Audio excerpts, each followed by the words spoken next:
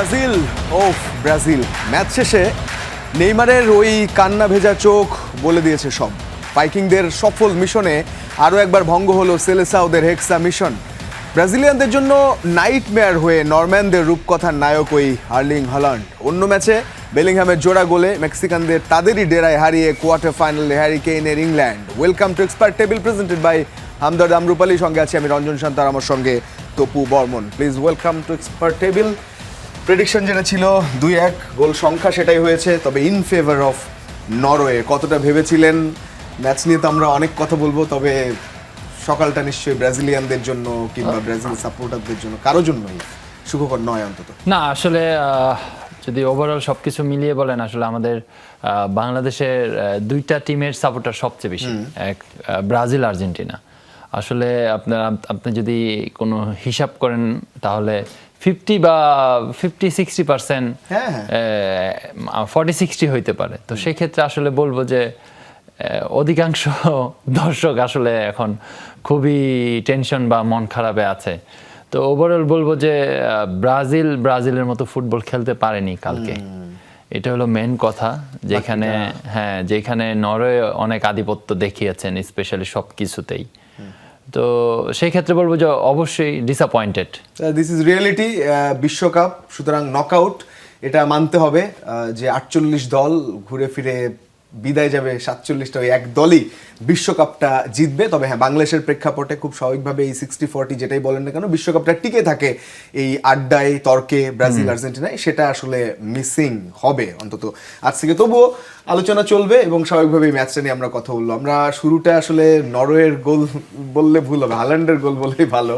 তার গোল দিয়ে শুরু করি, আসলে যেখানে গোল দুটো তারা করলো, তারপরে আমরা ব্রাজিলের কি সুযোগ সুবিধা থাকতে পারতো সবকিছু আমরা বলবো। তবে আর্লিং হল্যান্ডের গোল দুটো, প্রথম যে হেডে গোলটা, অনেক অপেক্ষার পর 79 মিনিট শেষ হয়ে যাবে বা 80 মিনিট শুরু, তখনই এই হেডটা গোল করেন আর্লিং হল্যান্ড। পরের ফ্রেমে আর দেখবো বেশ ক্লিন হেড। এবং আমি জানি না, মানে তিনি এমন একজন প্লেয়ার, আমার মনে হয় যে প্রতিপক্ষ বলতে পারে যে ও খেললে খেলবো না।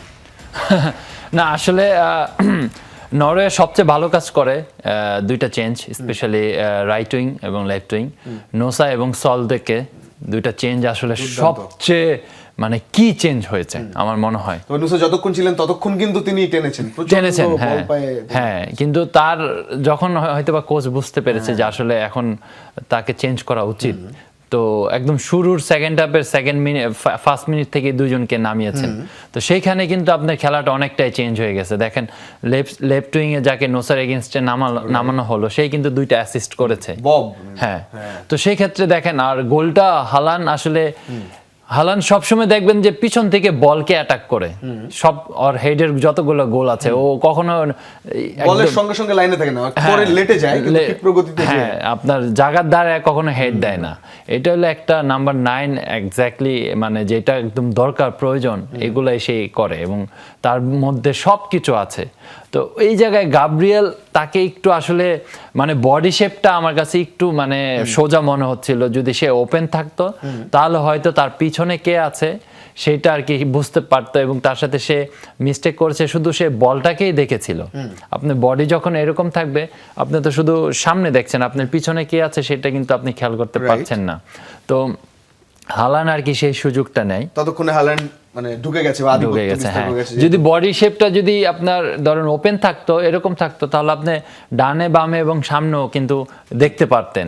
ছবি দেখি আমরা, হাল্যান্ডের এই গোলটা খুব দারুণভাবে হয়ে যায়। কিন্তু তারপর 90 মিনিটস যখন আবার, তখন এই যে অ্যাসিস্টটা, দুর্দান্ত একটা অ্যাসিস্ট, এর পরের ছবি দেখলে আমরা বুঝবো এই গোলটা পুরোপুরি ইনসেন। পায়ে নিলেন, সেট করলেন, দুইজন সামনে, তাদের ফাঁক গোলে অ্যালিসন বেকারকে ফাঁকি দিয়ে এত স্পিডে বলটা তিনি ছুড়ে দিলেন জালে। না, আসলে এই জায়গায় আমার কাছে মনে হয় যে দুইটা ডিফেন্ডার ছিল, আপনার ড্যানিলো প্লাস গাব্রিয়েল। আর আপনার 90 মিনিটে আসলে এই সময়টায় আমার মনে হয় না যে তাদের পিছনে, ডানে যদি মার্কিনিউস ছিল, লেফট সাইডে মেবি সান্তোস ছিল, তো এই যে সময়টা পেয়েছে হালান্ড, এই সময়টা দেওয়া উচিত হয়নি। আপনার তাকে প্রেস করা উচিত ছিল, তার উপরে যাওয়া দরকার ছিল, যেটা কিনা তারা দুজনেই দাঁড়িয়ে ছিল। আসলে এই সময়টা আসলে এরকম লেভেলের স্ট্রাইকার, এরকম লেভেলের নাম্বার 9কে দেওয়া উচিত না। কারণ সে অনেক লং রেঞ্জ শট থেকেও গোল করেছে। তার যদি ক্যারিয়ার দেখেন, আপনি যদি লাস্ট ইয়ারের যদি প্রিমিয়ার লিগ দেখেন, ইংলিশ প্রিমিয়ার লিগ, সেখানে দেখবেন। তো এই যে সময়টা তাকে দেওয়া হয়েছে, এটাই আমার কাছে মনে হয় মিস্টেক ছিল। তাকে প্রেস করা দরকার ছিল একেবারে, যেহেতু তার সামনে কোনো প্লেয়ার নাই। আপনি যদি দেখেন নরওয়ের কোনো কিন্তু অ্যাটাকার ছিল না, তো সেই ক্ষেত্রে চারজন ডিফেন্ডার, হ্যাঁ, সুতরাং একটু যদি তাকে বাধা দেওয়া হয়তো, যদি একটু সামনে আগাইতো, তাহলে সেই সময়টা সে পেতো না এবং এত কমফোর্টেবলি শটটা মারতে পারতো না। একটা দুর্দান্ত, এত দ্রুত গতির শট, একেবারেই অন্যরকম ছিল না। হালান্ড আসলে আপনি যদি তাকে এখন আপনার 128 kph হ্যাঁ 128 পেজে গেছে পার আওয়ার। আসলে তাকে যদি এখন আপনি কাউন্ট করতে হবে ওয়ার্ল্ডের নাম্বার 1, নাম্বার 9 হিসেবে, এটা আসলে এছাড়া আর কোনো উপায় নাই। আমরা একটু পেনাল্টি দেখি, তারপরে ব্রাজিলের প্রথম পেনাল্টিটা যদি দেখি, যে সেই পেনাল্টিটা যেটা হয়েছিল এই জায়গাটায় পেনাল্টি দেওয়া হয়েছে, এটা নিয়েও কন্ট্রোভার্সি আছে আসলে কতটা, যে হ্যাঁ ঠিক আছে ডিফেন্ডার এসে তিনি বল বের হয়ে গিয়েছিলেন, তিনি ওই যে কাজটা আসলে হয়তো হালান্ডের বিপরীতে করা উচিত ছিল, যেই ধরনের পেনাল্টি হতো যাই হতো, তবে ওরা করেনি। তবে এই জায়গায় নরওয়ের ডিফেন্ডার তিনি করেছিলেন কুনিয়া, সেই জায়গায় পেনাল্টি পেয়ে যায়। প্রথমত এটা পেনাল্টি দাদা, এটা পেনাল্টি, বিকজ আপনার কোনিয়া একদম পারফেক্টলি বলটাকে টাচ করে এবং সে লেট ট্যাকল করে, ইভেন দো বলটাও সে টাচ করতে পারেনি, এটা 100% পেনাল্টি। ওকে, তারপরে আমরা দেখি তারপরে যে পেনাল্টির জন্য প্রস্তুত এবং ব্রুনো গিমারেশ তিনি, এটা একটা মানে ক্লিয়ার চান্স ছিল হ্যাঁ ম্যাচটাকে জিতে নেওয়ার, যেখানে কিনা ব্রুনো পেনাল্টিটা মিস করলো। এত আর্লি গোল করে এগিয়ে যাওয়া, যদি এই গোলটা হতো তাহলে কিন্তু একটা আন্ডার প্রেসারে থাকতো নরওয়ে, কারণ তাদের অফসাইডে গোল বাতিল, শুরুতেই গোল সেটা হয়নি। সুতরাং সেই জায়গায় পেনাল্টি যখন ব্রাজিল পেয়ে যায়, সেই গোলে এগিয়ে থাকলে ম্যাচের ঘটনা অন্য অবশ্যই তখন আরো তাদের কনফিডেন্ট লেভেলটা হাই থাকতো ডেফিনেটলি। এবং একটা সময় আসে আপনার ম্যাচের মধ্যে, যখন ওই সময়টাকে আপনি ক্যাচ করতে পারবেন, দ্যাট মিন্স আপনি সেইখান থেকে বের হইতে পারবেন। এই যে সময়টা ব্রাজিল মিস করে গেছেন, আমরা দেখবো ছবি আরো। তো এই যে মিসটা, প্রথম দুটো প্রশ্ন আসলে এখানে, কি করে মিসটা করলেন নাইল্যান্ড, এখানে আজকে তো তার সম্পর্কে আরো কথা হবে। নাইল্যান্ড ঠেকিয়ে দিলেন খুব ঠান্ডা মাথায়, বুঝতে পেরে গিমারেশ মিস করলেন, এইটা একটা প্রশ্ন। কি কারণে ঘটনাটা ঘটলো, এক্সট্রাঅর্ডিনারি তার কারণে কিনা, তার শটটা ঠিক ছিল কিনা। আরেকটা প্রশ্ন, কেন অন্য কেউ নয়, বা কেন ভিনি নয়? ভিনির হাতে বল ছিল, পরে দিয়ে চলে গেল। আমি ওই একটা press conference after the match, আনচেলত্তির ছেলে তো অ্যাসিস্ট্যান্ট কোচ ব্রাজিল টিমের, সে বলেছে যে আমাদের প্ল্যান ছিল ব্রুনো মারবে পেনাল্টি, ওকে, আমরা যদি ডিউরিং ম্যাচে কোনো পেনাল্টি পাই আগে থেকে সেট করা ছিল সে মারবে। কিন্তু বিনি কিন্তু বলটা নিয়েছিল, বিনি কেন মারলো না? আমরা কিন্তু বিনিকে রিয়াল মাদ্রিদে পেনাল্টি নিতে দেখি, ব্রাজিলও নিতে দেখেছি, কিন্তু এটা কোচের একটা ইনস্ট্রাকশন ছিল, ডিসিশন ছিল, কোচ আপনার সেট করে দেয়। স্পেশালি কিছু ম্যাচে আপনার এইসব ম্যাচ খেলার আগে কিন্তু অবশ্যই পেনাল্টি নিয়ে তারা কাজ করেছে। তো সেই ক্ষেত্রে সবচেয়ে বেস্ট মেবি ব্রুনো মেরেছে, এর জন্য তাকে দিয়েছে। এবং সেকেন্ড যেটা আপনি বললেন যে কেন মিস করেছে, গোলকিপার ইট ওয়াজ মানে ফ্যান্টাস্টিক। তার আসলে তার যে হাইট এবং হাইটের সাথে ব্রুনো আসলে একদম একটা ফেভারিট হাইটে মেরেছে। এই হাইটটা গোলকিপারের জন্য ভেরি ইজি টু সেট। কিছুই করার নেই, তিনি দারুণভাবে দেখে, এবং তিনি এই প্রান্তে ছিলেন। এই ছবিটা দেখার মানে এটা যে নাইল্যান্ড একেবারে এই পাশে ছিলেন, এই পাশে শটটা মারার জন্য গিমারেশের জন্য ভালো ছিল, সেটাই করেছে। কিন্তু নাইল্যান্ড একেবারে শটও যখন মেরেছে তখনই একই সঙ্গে অতটা জায়গা কভার করে, বলটা কিন্তু একদম একটা ফেভারিট হাইট ছিল, বলটা যদি আরেকটু উপর দিয়ে যেত বা একটু লোয়ে যেত তাহলে গোলকিপার এটা টাচ করতে পারতো না। একেবারেই অন্যরকম ঘটনা। তবে হ্যাঁ, জন কার্লোর প্ল্যানে ছিল না ভিনি শট করবে, ছিল এটা, এই জায়গাটায় ঘটনা ঘটেছে। তবে সুযোগ, সেক্ষেত্রে ব্রাজিল কিন্তু অসংখ্য সুযোগ পেয়েছে, তারা মিস করেছে। ব্রাজিল গোল, আমরা তারা যে গোল পেয়েছে সেটা দেখি, একটা মিস করলেও যে গোলটা হয়েছিল সেটা আমরা যদি দেখি, এই জায়গাটায় একেবারে শেষ মুহূর্তে যে যখন গোলের আর মাহাত্ম খুব একটা নেই, বুঝতে পারছে পেনাল্টি পেলে একটা গোল হলেও হয়তো বাঁশি বেজে যাবে, কারণ অলরেডি 98, তখন এখানে আসলে আপনার এই জায়গায় ক্যাসেমিরো আসলে 100% বলটা টাচ করেছে। হ্যাঁ, তো টাচ কোন এটা নরওয়ে ডিফেন্ডার আসলে এটা কিন্তু এক্স্যাক্টলি ফাউল, এটা ফুটবল ল্যাঙ্গুয়েজে ইট ওয়াজ ফাউল। আপনি যখন হেড করবেন আপনার হাত কখনো আপনার অপোজিশন প্লেয়ারের মাথায় বা ঘাড়ে বা ফেজে কখনো এইভাবে হাত যাবে না, যদি যায় এটা 100% ফাউল।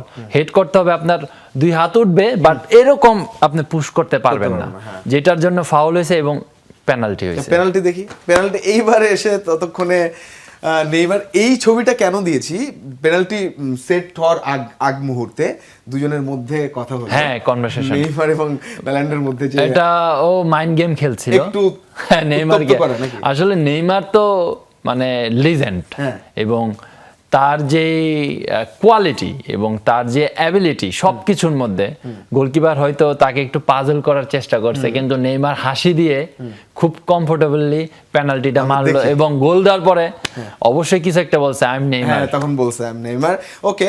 কিন্তু এই জায়গাটা ঠান্ডা মাথায় সময় নিয়ে তিনি ওই ডসটা বা গোলটা দিয়েছেন, স্বাভাবিকভাবে তিনি নেইমার, সেই স্কিলটা তো তিনি ভুলে যাননি। তো এখানে আসলে একটা প্রশ্ন আসে, হ্যাঁ। সেই প্রশ্নটা বলি। আমি একটা মানে সাবের ছবি দেখতে চাই। সাব, আমাদের কাছে একটা সাব ছবি আছে, ব্রাজিল সাব, যখন নেইমার নামলেন তখন তো মিনিট অলরেডি 68 হয়ে গেছে, হ্যাঁ 68 হয়ে গেছে, নামলেন, তারপর ওই গোলটা একেবারে পেনাল্টিটা পেলেন।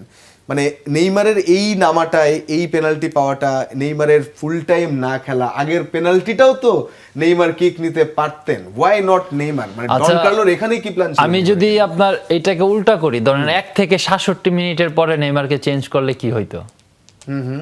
হ্যাঁ, এখন ও তো আপনার 23 মিনিট শুরু থেকে খেলে, হ্যাঁ 23 মিনিট আর সাথে এলো 7 মিনিট, ধরেন টোটালি 30 মিনিট খেললো। সে 30 মিনিট না খেলে যদি দুটো পেনাল্টি গোল করে উঠে গেলেন, 67 মিনিট যদি নেইমার খেলতো, তাহলে ম্যাচের দৃশ্যটা আমার মনে হয় চেঞ্জ হয়ে যেত। কারণ নেইমার এরকম একজন প্লেয়ার, আপনি যখনই তাকে দেখবেন অপোজিশন তাকে একটু ভয় পাবে, কারণ তার সেই অ্যাবিলিটি আছে, একটা বলকে হাফ টার্ন করে কোথায় পাস দিবে, থ্রো পাস খেলতে হবে না, কোন সময় বিনিকে ইউজ করতে হবে, কোন সময় রায়ানকে ইউজ করতে হবে, আপনার এনরিক নেমেছে এনরিককে ইউজ করতে হবে, প্রথম আদ্রে ছিল কোনিয়াকে ইউজ করতে হবে। তো এই যে ব্যাপারগুলো, এটা নেইমারের জন্য ভেরি ইজি টু। একটা গোল তো শুরুতে হতেই পারতো, যদিও লাস্ট পেনাল্টিটা একেবারে শেষ মোমেন্টে এসেছে, তবে শুরুর হাফটা যদি সে পুরোপুরি পেতো, ঘটনা ঘটতে পারতো। সাব নিয়ে যদি আরেকটা প্রশ্ন করি, সাব ঠিকঠাক আছে কিনা? আমরা যেমন গিমারেশকে অনেক পরে দেখেছি চেঞ্জ করতে, রায়ানের সাবটা আমরা দেখেছি করেছে, এনরিকের প্রসঙ্গে আমরা আসবো, তাকে নামানোর পরে সাথে সাথে সুযোগ পেলেন, তিনি মিস করলেন। ওভারঅল আঞ্চলিক সাব কালকে কেমন লেগেছে আপনার? আসলে সাব আমার কাছে মনে হয় নাম্বার 10 পজিশনে সাবটা নেইমারকে আরো আগে দেওয়া দরকার ছিল। বাকি ঠিকঠাক, বাকি মোটামুটি ঠিকঠাক। এনরিকের চেঞ্জটা আমার কাছে ভালো লেগেছে, কিন্তু সে ফার্স্ট টাচেই কিন্তু গোল অপরচুনিটি ক্রিয়েট করেছে। আর ভিনিসিয়াসের আউটস্ট্যান্ডিং বল, মানে একদম, মানে এইটা কেন গোল করতে পারলো না, ওইটা আরেকটা মাইনাস পয়েন্ট। কেন গোল করতে পারলো না, এই প্রশ্নের উত্তরে আমরা ব্রাজিলের চান্সগুলো দেখবো, এক এক কিছু ছবি দেখবো, এবং প্রত্যেকেই দেখেছেন খেলার মুহূর্তগুলো। এই জায়গায় একটা সুযোগ ছিল, সেখানেও পা দিয়ে ঠেকিয়ে দিলেন নাইল্যান্ড, যেটা রিফ্লেক্ট হয়ে সামনেও এসেছিল, সেখানেও কাজ হয়নি। আমরা ছবিগুলো একের পর এক দেখতে থাকি, এটা 30 মিনিটের ঘটনা, এটাও ঠিক তার পরের মোমেন্টে রিফ্লেক্ট হয়ে যখন আসলো, এখান থেকেও গোলের সুযোগ ছিল, সেটাও হয়নি। আমরা ছবি দেখি, এই জায়গায় ভিনির সেভটা, এটা তো অসাধারণ সেভ, যেভাবে জাস্ট পায়ের হাঁটুতে মানে সিন বনে লেগেছে। হ্যাঁ, আসলে এরকম জোরে মারছে, গোলকিপারের রিঅ্যাকশনও নেওয়ার ক্ষমতা নাই, কিন্তু জাস্ট পাটা সে দিয়েছে, পা লেগে সেভ হয়ে গেছে। আরো ছবি দেখি আমরা, এটা 41 মিনিট যখন হলো, তখন মানে প্রচুর সুযোগ ব্রাজিলিয়ানদের সামনে ছিল। এই জায়গাটাই হালান্ড একাই দুজনকে, মানে এই বল সামনে ছিল, হালান্ড এত ক্ষিপ্র গতিতে গেলেন, পরের ছবিতে আমরা দেখবো, তাদের জাস্ট বলটা নিতে দিলেন না। আলিসন খুব ভালো সেভ দেয়। হ্যাঁ, আলিসন, এই যে এটা কিন্তু অডিগর শুট করে, আলিসন কিন্তু এটা দুর্দান্ত একটা সেভ দেয়। কিন্তু হালান্ড যে আসলে একটা গায়, যে কিনা 3-4 জন একাই আপনার টেনশনে রেখেছিল গতকাল। আমরা পরের ছবিগুলো দেখি, যেখানে ব্রাজিলিয়ানদের সুযোগ ছিল, এই সুযোগটা, এটা কি এনরিক নামার পরে, আসলে এনরিকের মানে এটা তো বলেই গোল। হ্যাঁ, আপনার ভিনিসিয়াস জুনিয়র যে বলটা দিছে এটাই গোল, এটাই তো গোল, কারণ এখন সে এই যে বলটা রানিং ছিল না, এর মধ্যে সে প্রথম টাচটা ইট ওয়াজ কন্ট্রোলে ছিল, সেকেন্ড টাচটাই বড় হয়ে যায়, সেকেন্ড টাচটা একটু জোরে হয়ে যায় এবং কিপারের দিকে এগিয়ে যায়। কিপার কিন্তু দেখেন, ও কিন্তু নিচে ছিল না, কিন্তু আগানো ছিল একদম আপনার পেনাল্টি বক্সের সামনে। তো সেই ক্ষেত্রে তার সেকেন্ড টাচটা একটু কন্ট্রোল করা দরকার ছিল এবং সেন্স ইউজ করা দরকার ছিল। এটা একেবারে, এটা মানে অভিজ্ঞতা বা বড় ম্যাচ, এই যে দেখছেন এই যে সেকেন্ড টাচটা কত ক্লোজে চলে গেছে, ততক্ষণে চলে এসেছে খুব কাছে। তো কন্ট্রোলে নিয়ে খুব দ্রুত গোল করা এখানে খুব সহজ ছিল, সেটা পারেননি। নামার পরপরই এখানেও একটা সুযোগ ছিল, 63 মিনিট, এখানেও গোলটা হয়নি। আরো আমরা যদি আমাদের কাছে ছবি থাকে দেখি যে চান্সগুলোর, এই জায়গায় একটা সুযোগ ছিল, গিমেরিশের আসলে এটা শটটা করেছে, গোলকিপার ভালো সেভ দিয়েছে। আমার মনে হয় এইটা শটটা কিন্তু অফসাইড হয়েছিল। ওকে, যে বলটা নামিয়ে দিয়েছিল ওই পাশে সে 63 অফসাইড ছিল। মিনিটে, হ্যাঁ তবুও সেভটা দুর্দান্ত ছিল হ্যাঁ, এবং এটা all about goalkeeper। প্রত্যেকটা দেখুন এই শটটাও এখান থেকে এই শটটাও ঠেকিয়ে দিলেন। হ্যাঁ, So, এটা রায়ানের শট। রায়ানের শট তো আমরা তার যে সেভ সেটাও যদি দেখি মানে অসাধারণ সব সেভ। একটা সেভের কথা আমার এখনো চোখে মানে ভাসছে, আমরা দেখবো ছবিটা, মানে তারাই ক্লিয়ার করছিল, নরওয়ের ডিফেন্ডারে ক্লিয়ার করছিল অত দূর থেকে বল, এবং সেই বলটা গোল মুখেই আসলো। পরের ছবি দেখলে বুঝবো সেখান থেকে গেস করে তিনি ফুল ডাইভে এখানে যে হাত ছোঁয়ালেন তারপরে নিজে পড়ে গেলেন, মানে এর পরের ছবিতে আরো বুঝবো যে আসলে হ্যাঁ, এইটাতে হাত ছোঁয়ানোই তো একটু মুশকিল। তারপরে নিজে আপনার control- এবার ওয়ার্ল্ড কাপে আমার গোলকিপারদের পারফরমেন্স খুবই ভালো লাগতেছে। আপনি যে কোনো টিমের দেখেন গোলকিপারদের পারফরমেন্স কিন্তু আপ টু দ্য মার্ক, এবং তারা 10 on 10 পারফরমেন্স। আপনি যদি বোনের কথা দেখেন, মরক্কোর লাস্ট ম্যাচে কত সেভ দিয়েছে, আজকেও আপনি যদি বজিনের কথা বলেন সে, আপনি যদি অ্যালিসনের কথা বলেন, তো এই যে গোলকিপারের পারফরমেন্স এটা কিন্তু একটা বড় বোস্ট টিমের জন্য। এই সময় যদি একদম 86 মিনিটে যদি এই গোলটা হতো, দ্যাট মিনস আপনার মোরালিটা পুরো ডাউন হয়ে যেত।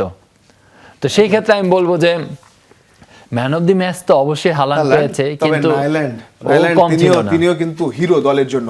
আমরা একটা ছবি দেখবো লাস্ট ব্রেকে যাওয়ার আগে, সময় আমাদের হাতে কম, নেইমার জুনিয়র, এবং মানে দিস ইজ দ্য এন্ড, মানে প্রশ্ন তো এটাই, তাহলে ব্রাজিলিয়ান মানে প্রিন্সের যদি এটাই শেষ হয় তাহলে আর কি বলার আছে তাকে নিয়ে? তিনি এমন সময় নামলেন, পেনাল্টিতে গোল করলেন, এটা পরাজয়ের ম্যাচ। আসলে অল অ্যাবাউট নেইমার ডিসিশন। আসলে নেইমার কি ব্রাজিলের হয়ে খেলতে চায় কিনা, কারণ বলেই তো দিলেন এক প্রকার, মানে ও রিটায়ারমেন্ট করবে, তাই তো? হ্যাঁ হ্যাঁ, নাকি ওয়ার্ল্ড এখান কাপ থেকে শুধু শুরু, খেলবে না? এখান থেকে শেষ বললেন এখন।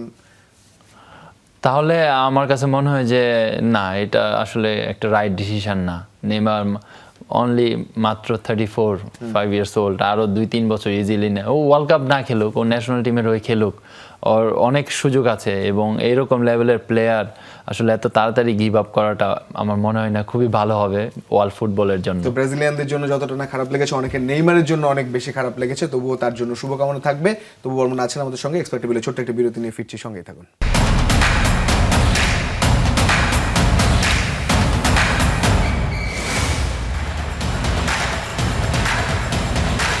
তো আরো একবার দেখছেন এক্সপার্ট টেবিল, রঞ্জন শান্ত আছে আমার সঙ্গে, তপু বর্মন। ম্যাচ যেটা হয়েছে আজ থেকে, সেই ম্যাচ নিয়ে ম্যাচের আগে থেকেই অনেক ঘটনা ছিল। ইংল্যান্ডকে কোণঠাসা করা নানাভাবে মেক্সিকানরাও দুর্দান্ত ফুটবল খেলছিল। সব মিলিয়ে এই ম্যাচটা, লড়াইটাও সেরকম হয়েছে, একটা লাল কার্ডের ম্যাচ, এবং সেখানে 3-2 শেষ পর্যন্ত ইংল্যান্ড জিতেছে। আমরা একটু স্ট্যাট দেখি।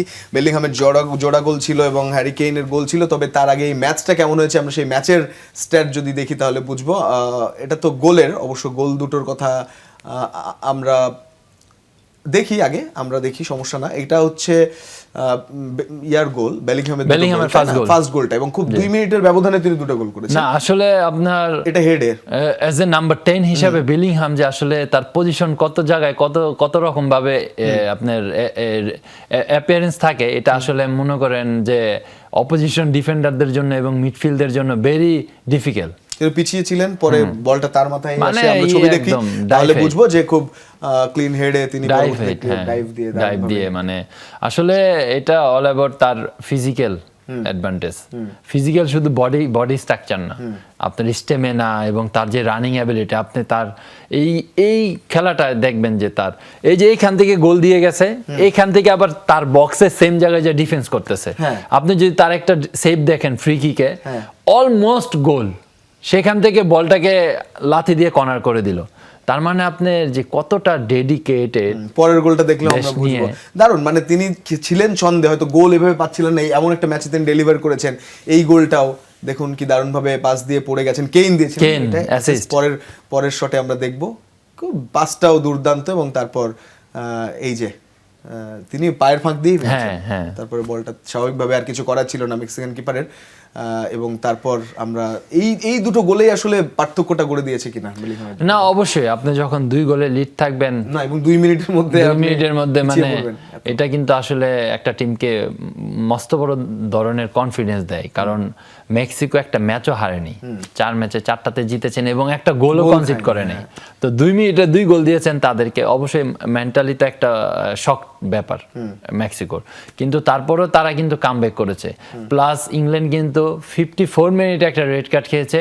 আপনি যদি হিসাব করেন প্রায় মানে আরো 45 মিনিট কিন্তু 10 জন নিয়ে খেলেছেন। তো এটা কিন্তু অল অ্যাবাউট তাদের মেন্টালিটি এবং ডেডিকেশন, এবং তারা যে আসলে স্যাক্রিফাইস করেছে কালকের ম্যাচটার জন্য, এটা পুরোপুরি প্রমাণ রেখেছে। আপনি লাস্ট মোমেন্টে হ্যারি কেনের পেনাল্টিতে গোল, আপনি ডেকলান রাইসের খেলা দেখেন, দারুণ এই ছবিটাই মানে বলে সেইজ ইট অল। এবং হ্যারি কেনের যদিও যে পেনাল্টিটা তুমি গোল করেছেন, তবে পেনাল্টিটা নিয়েও একটু কন্ট্রোভার্সি ছিল, নিশ্চয়ই আপনি দেখেছেন সেটা। হ্যাঁ, যেটা ইংল্যান্ড কনসিড করেছে পেনাল্টি, ইংল্যান্ড যেটা পেয়েছে আর পেনাল্টিতে তো গোল করেছে। না আসলে কোনো ছবি থাকলে হয়তো ভালোই, তো আর একটু ভালোভাবে কথা বলতে পারতাম।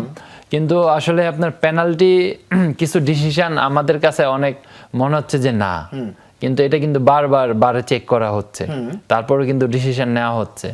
তো আমার কাছে মনে হয় যে ইট ওয়াজ পেনাল্টি, এবং এরকম ম্যাচে কখনোই কিন্তু এরকম ভুল ডিসিশন নিবে না, যেখানে একটা টিম আউট হয়ে যাবে, একটা টিম থেকে যাবে। তো আমি বলবো যে এটা পেনাল্টি ছিল, এবং হ্যারি কেনে যথেষ্ট পরিমাণ ভালো মেরেছে পেনাল্টি। একেবারে। তো মেক্সিকানদের জন্য আপনি কি বলবেন? তারা তো ভালোই খেলেছে দুটো গোল, এবং তাদের যে কুরিনাস এবং রাউল হিমেনেজ যারা গোল করেন সবসময়, তারা গোল পেয়েছেন। না আসলে মেক্সিকা এবারের ওয়ার্ল্ড কাপে আসলে তারা একটা ফাইট দিয়েছেন, এবং তারা যে একটা শক্ত প্রতিপক্ষ এটা কিন্তু প্রমাণ করেছেন। আমরা স্ট্যাট দেখলে হয়তো বুঝবো। হ্যাঁ, অনেক বছর পর আসলে মেক্সিকো এইভাবে ফুটবল খেলেছে, পরপর 4টা ম্যাচ জিতেছেন, এবং এটাও প্রায় আপনি যদি সবকিছুতে বিবেচনা করেন তারা সবকিছুতে এগিয়ে আছে, বল পজিশনে এগিয়ে দেয়। হ্যাঁ আপনি দেখেন কত ডিফারেন্স বল পজিশনে, 67-33।